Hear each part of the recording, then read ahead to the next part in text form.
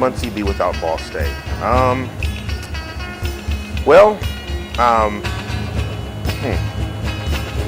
I think Muncie would be kind of a dead town, honestly, because college students make this whole campus what it is and the city around it. So I think it wouldn't be thriving as much as it is now. Honestly, Muncie without Ball State would probably pretty much be a ghost town. That's a lot of the population here is the students. So yeah, I think it'd be pretty empty. Super into like welfare and meth and probably, I don't know, just like, yeah, meth houses everywhere. Like an apocalyptic kind of wasteland probably. I think Muncie would be missing a lot with Ball State. I mean, anytime you have a Division I school in your backyard, that's a huge impact. I think Ball State brings a lot of culture to the city. I think the obvious is academic opportunities to the city. It definitely generates a lot more traffic, a lot more revenue from the students. I don't really care, honestly. I don't know. Like, whatever. Whoever has money, I guess.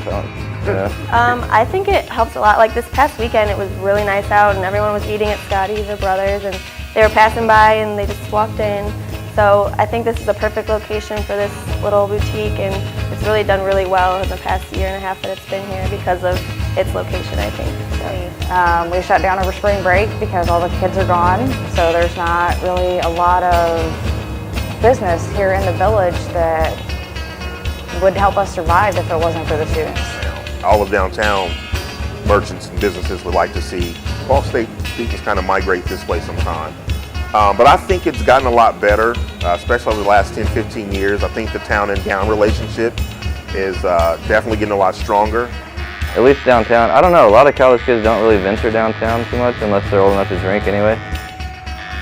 But like the bars are a little slower, you know. It's like more like kind of old towny kind of people hanging out. I think the outskirts of Ball State, like Muncie, like McGallard and all that, I think it's a little more run down than Ball State campuses. Muncie locals are pretty crazy. They love their town. They're very supportive of the town, even with or without Ball State. So locals are a lot more cracked out and weird, or have like crazy shit, like they got abducted by aliens or something. And college kids kind of just want to have a normal conversation a lot of the time, I guess.